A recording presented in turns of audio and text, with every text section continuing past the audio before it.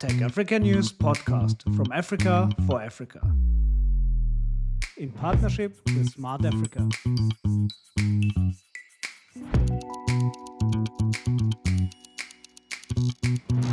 Good morning to another edition of the TechAfrica News podcast. My name is Akim Benamara and I'm your host today. And I'm with Omar Diab, Regional Vice President Sales, Middle East and Africa at ST Engineering iDirect. Hello, nice to meet you again. Hi, thank you for having me.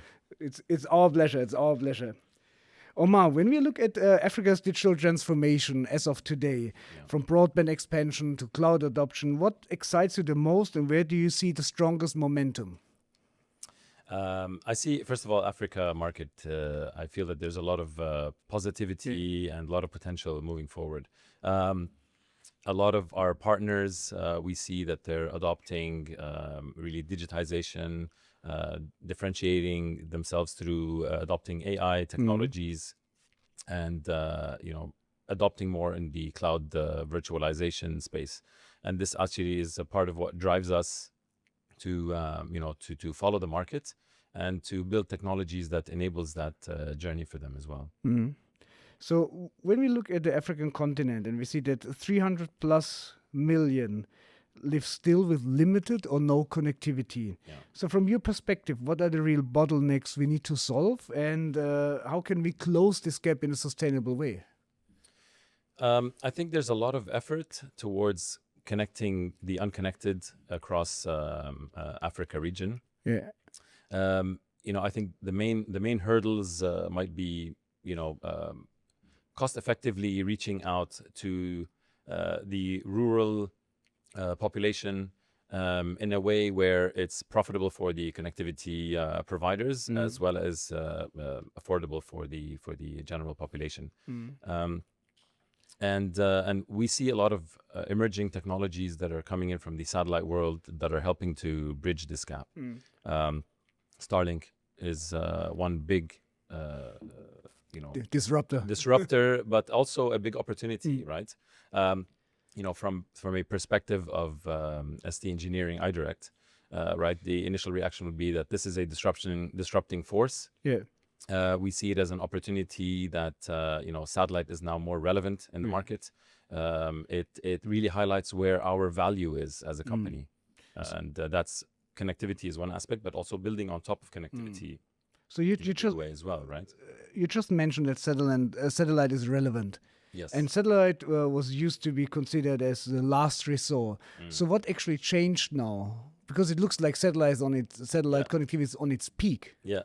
We're popular again now, right? After the entry of the LEOs into the satellite world. It's more accessible. It's addressing it's more addressable to the population now, accepted by the population now, as opposed to being on the fringe, being the expensive, bulky add-on solution that's absolutely necessary only if needed. I think that's changed a lot in the terms of the technology that's being used on the terminals, the technology being used on the hub side. The infrastructure is changing. From our side, we're introducing technologies that are pushing more for virtualization and cloud adoption.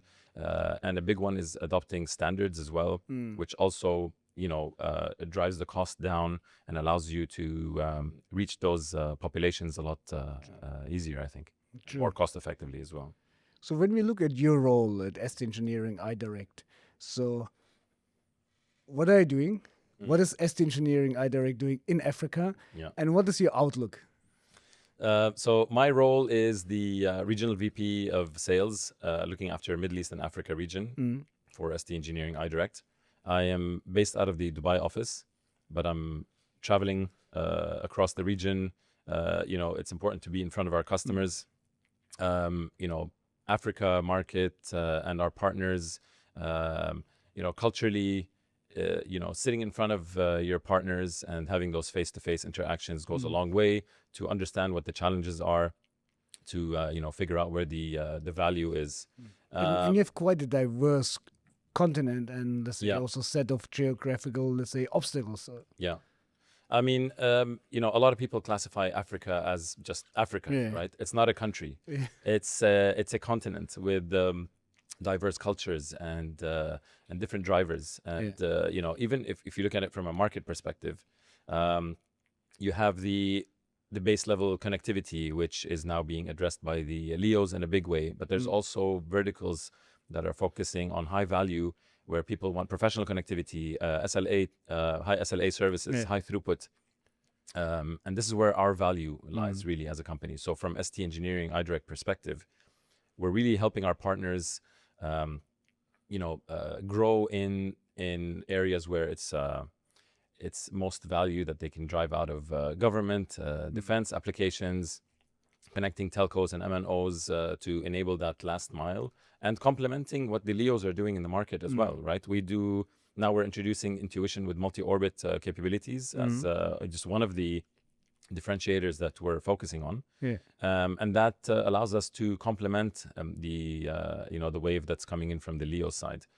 We partner up with companies like Ziplink, for example, that allow a true seamless hybrid networking environment where the geo connectivity through our solution is there, and then parallel to 5G, in parallel to as it emerges between 3G up to 5G, obviously, and then the LEOs coming in as well. So it's an ecosystem as opposed to really a heavy competitive environment. So that's really where we're positioning ourselves. We're trying to check all the boxes from a technology partnership to enable our partners to really drive value where it makes sense in the market. So can you tell us a bit more about Intuition and the idea behind it? Yes. So Intuition, we just launched Intuition recently. It's our first release. We've been working on it for a while now, and we really thought through what future-proofing the technology platform looks like. So we're looking at a few adoption of a few things that are key. First of all, we're looking at interoperability, adopting standards, right? So we're looking at adopting the 5G NTN in a big way. This allows us to continue to drive value behind, moving towards a ubiquitous world as much as possible. Again, this also requires others to get into that, mentality and drive towards that. But we're getting closer to our telco partners and MNO partners, satellite operators that we work with, also adopting 5G, NTN into, just seamlessly connecting into 5G core networks. And this is not just backhauling, right? This is just, enforcing policies throughout, interoperability, remote roaming between terrestrial and satellite seamlessly, and things like that. Virtualizing and cloudification of the as much of the platform as possible today, but eventually we're looking at even going into virtualizing the modulation and demodulation part, not just the baseband processing part, and this allows the use of standards like Diffie and MEF adoption into a true, traffic to IP or fiber to RF eventually, and that's the kind of world that we're driving towards. And then a big one for us as well is introducing AI. And AI is a big term, I know, but what it looks like from our perspective under Intuition is automation, and orchestration. So we just recently did an exercise with one of our key partners, QCon in South Africa. And we did an AI analysis on their network, and we were able to do anomaly detection and preventive maintenance, and a lot of the things that were not possible without a huge effort of going into data analytics and things like that. So this allows us also to look into learning models with weather overlays and associating those with the signal to noise historical data, and then becoming building predictive modeling to how to prevent outages, how to optimize your network, and things like that. So it's a lot of exciting stuff that's happening on that front. And that's and ultimately, if I want to sum it up, what Intuition is, it's really combining the best of all the platforms that we've acquired and built over the years from the evolution to the dialogue to the velocity and some of the SAPC point-to-point stuff, and standardizing it, becoming 5G compatible under that standard, Diffie and MEF standards as well, and virtualization in a big way with AI overlay for the NMS and the network automation part. I mean, there's no conversation without AI, and you just mentioned it's a big term. Yes. Would you say it is a game changer for you as ST Engineering iDirect in terms of how you can manage networks, or how can you support your clients in managing networks? Yeah. So, I mean, AI is a broad term. Yeah. So we, just to kind of narrow it down and to put things in perspective of what AI looks like in perspective of intuition. So introducing AI into the NMS, first off, it allows you to talk to your NMS like everyone's now talking to ChatGPT. So you have that large language model interface that everyone's used to. So it's like a chatbot, or you chat with your platform, and you say, give me reports about the last 6 months of, what my signal looks like, and how far am I from needing to upgrade my bandwidth. We build that towards, looking into reporting and logs. Traditionally, you'd have to get someone to analyze, logs and Excel files and things like that. So that makes it a lot easier to interact with your system. So it streamlines a lot of the operation side of the network. This is just the basic level, and we're doing this today actually. And we've been demoing this on our booth at Africa Tech, and it's really a game changer. But we also support stuff like anomaly detection, root cause analysis. It streamlines all of these things, predictive analysis, and you can even create really a digital twin of your network. If you want to roll out an upgrade, you can do it in a digital twin environment, and then the AI engine will help you analyze the potential outcomes, and you can tweak it. And this is all without having to, go over the air, and so you can really assess capabilities and potential risks well before. So it's really streamlines the operation, the planning moving forward. And that's kind of a glimpse of how, the automation layer really plugs into what we're doing and what we're building under Intuition. And it becomes a platform, right? It's a learning model. So you can have that module train on whatever data is relevant to your network and your operations. So when we look at let's say the ecosystem built around standards, 5G, cloud virtualization, automation, and AI, so why is this ecosystem approach so important for Africa and for you? I think it's important to look at the ecosystem as a whole. There's been adoption of standards in our DNA for a long time, from the DVB standard, and now looking into adopting 5G, NTN. Diffie standard is a big one as well. We're contributing to the Diffie consortium, and MEF as well as important. These standards will allow streamlining and interoperability in a big way.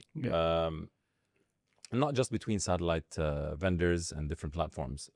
We're now in a connected world where service is driving the industry in a big way. Maybe some of the catalysts were there from before, but it was emphasized even more now with the entry of Starlink and LEOs into the market. Operators are now looking at a managed services approach. Customers, they don't want to deal with the ownership as much as before. And this is all in the mentality with ride sharing. You might not need to own a car. You can just get an Uber. You don't need to, invest in content. You can just kind of subscribe to OTT services. So it's that mentality is also finding its way into the connectivity industry and satellite industry. From that perspective, adopting standards and making sure that interoperability is there, roaming between networks is there. You're no longer an outlier anymore, and it's important for us to be part of that. Standardized, following the footsteps of the telco model, let's say, but for the satellite world. You could be on a 5G network in your car, you drive out of the city, you can connect to the satellite seamlessly, you drive back into a town, you connect back to the terrestrial. That has to happen seamlessly. No one's going to sit there and start configuring, hold on, let me park on the side and set this satellite link up, and an antenna opens up. That all is going to go away. And if you're not doing that, you're not relevant anymore True. in the connectivity space. Yeah. Well, in Africa, many countries start gradually to roll out 5G, and many sites they require satellite or a hybrid backhaul. So, how do you see satellite enabling 5G beyond just major cities? So let's talk about 5G a little bit. 5G is the evolution of how people consume from a user perspective. Why are we rolling out 4G and 5G and potentially 6G and beyond? It's people are consuming more content. They want more throughput. They want lower latency, faster speed. They don't want to get bogged down. So with that said, there's the traditional satellite backhaul, let's say. You'd have to provision for a very high amount of throughput. It gets expensive. The ARPU is limited, especially in Africa, rural Africa. It becomes really challenging for the MNOs and telcos to reach the last mile unless there's an obligation or unless they're being subsidized or funded. So to help them get into connecting the rural population, we have to get creative with adopting 5G, right? 5G is going to demand a higher throughput and it's going to demand interoperability. So the standards we talked about, right? That's on the core, and then interoperability and seamless integration into the core network. This is very important.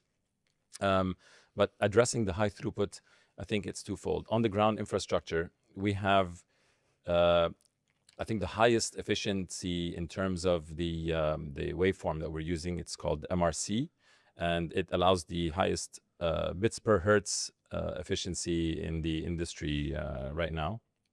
So this helps with driving a lot more throughput out of the satellite link that's carrying the 5G. Yeah.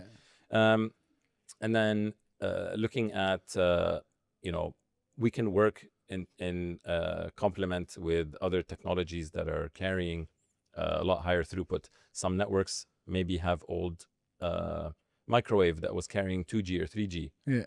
And then now their mandate is upgrade to 5G. So you can put a cost-effective satellite terminal, and then you can carry the data over satellite and then have that boost of traffic. And it's not as costly or burdening as the previous systems. Introduction of high throughput satellites and ultra high throughput satellites helps a lot with increasing the efficiency. The terminal size and the cost of the terminal is becoming less and less. Yeah. And then with the entry of the LEOs, we see some operators, marrying some of these constellations together under a seamless multi-orbit terminal. It looks like a VSAT for the reliable traffic. You can get your signaling and voice, the delay-sensitive applications, or the really SLA-sensitive applications over the GEO, and then the LEO can carry the bulk of the traffic, which even if its usage is intermittent, it's still acceptable to a certain degree. And you combine that in a seamless manner. The end user will not know that their links are coming over multiple satellites or multiple constellations. Yeah. At the end of the day, they're getting the service on their device. It's seamless, and that's what we're kind of aiming for. So would you say that the technology is there as of today to connect the unconnected in rural areas? It's more like missing the right investment? I believe that it requires maybe some smart investment.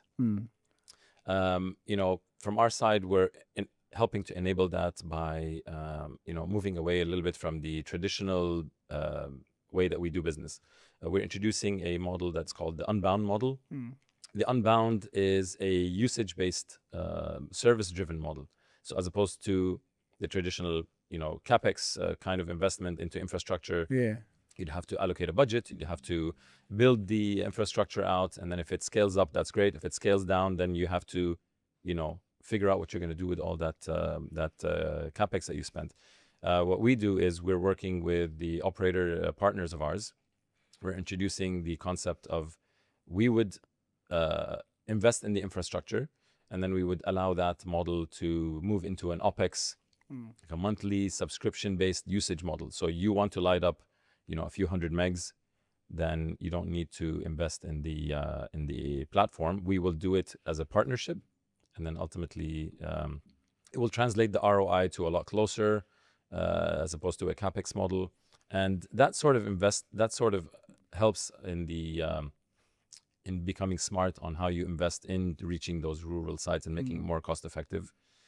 Bringing the ROI closer, removing the risk from scaling down if the market shifts. So that's a really interesting model that we're introducing. So it's more Unbound OpEx model. So you give the flexibility and agility back. We give the agility back. We help to de-risk our partners a little bit from these heavy investments. But at the end of the day, when you de-risk, it also comes at a premium. True. So the model just needs to be discussed and to see how if it's a good fit. And we're looking into that. And it's there's a lot of interest. I mean, at the show, we had a lot of interest in this model and in intuition as a technology. And we've done some good demonstrations so far they're really having some good traction. Yeah. So you think that could be the right direction? Sorry? You would say that could be the right direction. Yeah, we believe it's a service-driven market at the end of the day, right? It's it definitely is the direction that we need to adopt. We're still going to have traditional partners that require, a closed network from A to Z, whether it's a sovereign network or a kind of a defense MOD kind of network. Or someone that does not want to, build outside of that, and they're happy to put the investment, and then we're just giving that option for the Unbound as a flexibility for partners and operators to have a more service-driven approach into the market. So you work closely with QCon and other partners in Africa. Yes. So what practical lessons have come from this collaboration? So what are the learnings? I think that having strong partners like QCon, we learn a lot from them.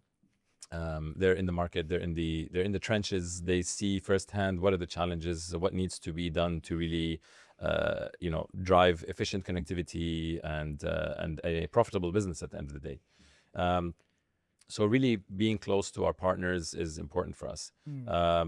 We have a strong team of sales, system engineers, and a field team in Africa that's covering the entire continent. And that brings us closer to our partners. That brings us closer to companies like QCon, where we have that feedback loop with them. We really sit down on the table and we come up with creative ways to really address the market and help them grow their business. Their success is our success at the end of the day. So partnership is very important for you. Absolutely. I mean, we don't go to market directly. We enable our partners to deliver their services into the market, and it's very important to really work with them as opposed to just this is what we have, and that feedback loop is important for us, especially now that we're building in these these technologies under the Intuition platform. Things are going to start shifting, and that shift needs to happen, in collaboration with our partners as opposed to in a void, let's say. Yeah. These partnerships, do they affect your, let's say, development of products and solutions? Yeah, the feedback from our partners in a way affects our understanding of where the market is going and what the market needs. Yeah. We as a practical, from a development perspective, the cycle might be longer to address some of the demands from the market. But, we get creative on how do we shorten these cycles? How do we get that flexibility to really react to the feedback that comes up from the market through our partners? Adopting standards is one easy approach to really having that layer kind of taken care of. Virtualizing the platform. We're building a software-defined modem, and that's going to look like a hardware that houses software that can be changed based on what kind of waveforms you want. So if the market comes and says, hey, I need you guys to adopt a certain waveform or efficiency, great, software update. You don't have to do a truck roll and go out to the field and change any of the stuff that's already deployed. But the challenge also there is we have also a large deployment base in the market. So it's also important for us to make sure that those terminals are journey enabled as much as possible to protect the investment of our partners as well. So why is multi-orbit connectivity so important or relevant for Africa compared to geo-only or fiber-only networks? So we see a lot of fiber penetration in the market, but we also see a big adoption of LEO in across Africa. And it started with the buzz that it's a easy, accessible technology that provides high throughput, so everyone's plugging it in and trying to see if it's a good fit for them. Operators are trying to see if they're able to sustain growth and decent margins behind it. End users have access to the technology as well. So from that perspective, I think the market shifted a little bit, where you have a lot easier access to different technologies. And from a geo perspective, I don't think the geo is going anywhere anytime soon. I think the penetration of the LEOs into the market is just strengthened our position of where we can add value, and it highlighted really let's say the roles of each operator or constellation in the ecosystem again, right? So we see the complement between the entrance into the market and the traditional model, which is terrestrial fiber, and some of the geos also evolving into driving such high throughput and so on. So it all plays into delivering an ecosystem, and the multi-orbit is an important part of that ecosystem. Some applications run better over low latency, so you don't need to force it over a high latency environment. If the link is congested, you can offload. So it gives a lot of flexibility, and that also drives a lot better connectivity across the whole continent, really. Yeah. So what are your clients asking for today, what they did not ask 5 years ago, for example? Reducing the complexity, streamlining operations, and just allowing them to really differentiate in their markets and with their customers, and building that into the platform and having that flexibility to the platform, whether it's software defined or virtualizing. The technology allows a lot more space for them to provide added value, to really differentiate and really be competitive in their own space, as opposed to like a cookie cutter approach. That's like the traditional approach that we were I mean, not just us, but everybody in the industry was driven by certain demand, but now that completely changed. So we had to introduce that flexibility. So I think that's really what we're being asked for today, to allow them to differentiate and to add value where it makes sense. And every operator and every customer has a different value proposition and a different positioning in the market. So we're not just driving one. We have to cater for all of our partners as much as we can. So this allows us that flexibility to enable them as well.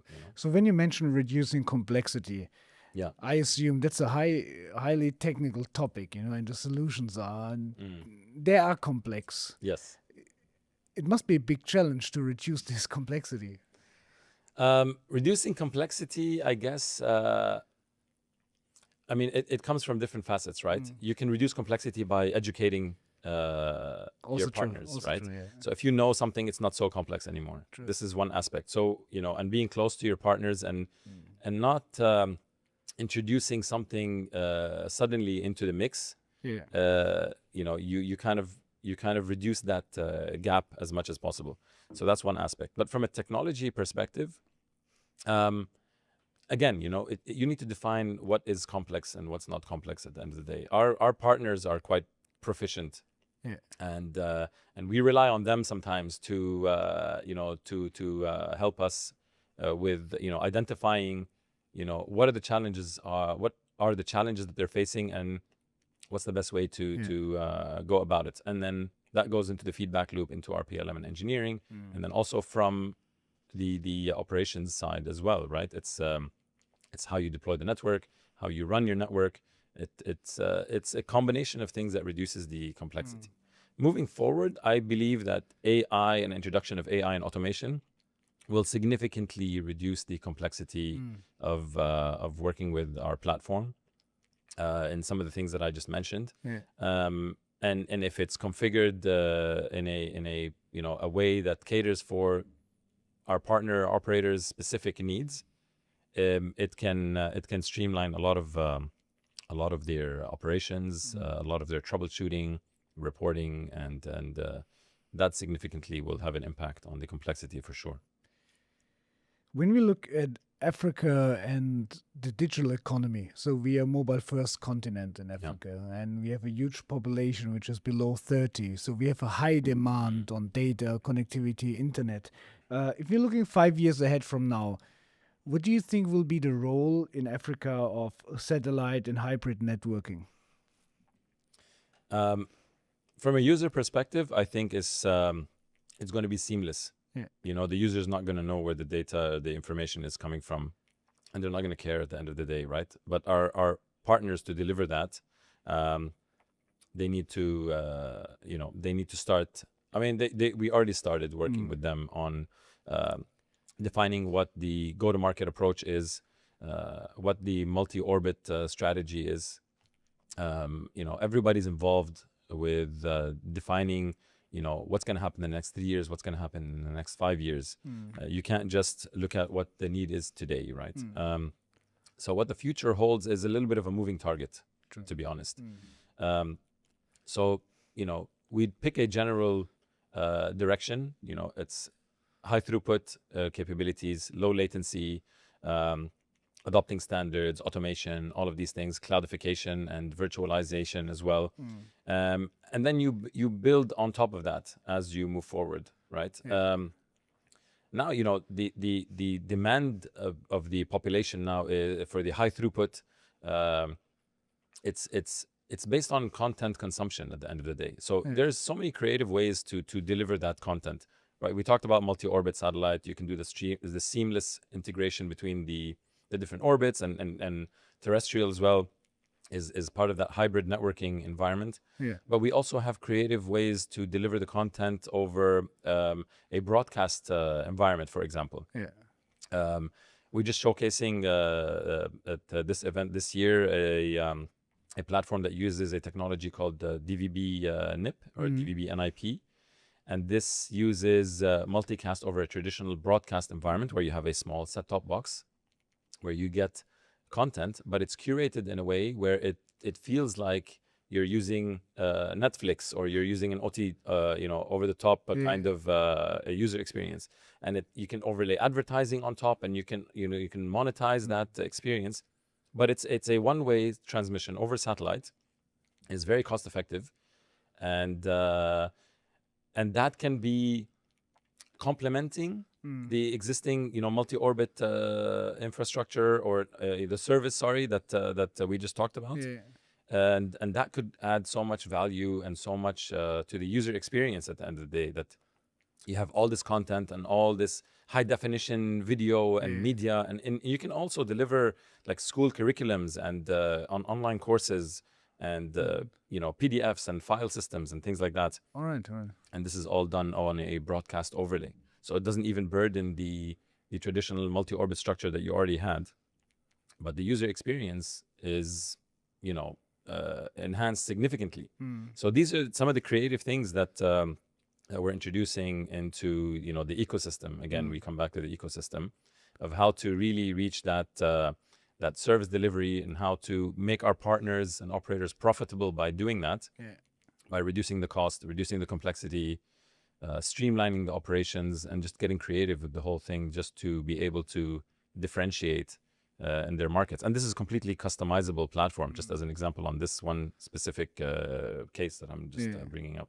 So exciting times ahead.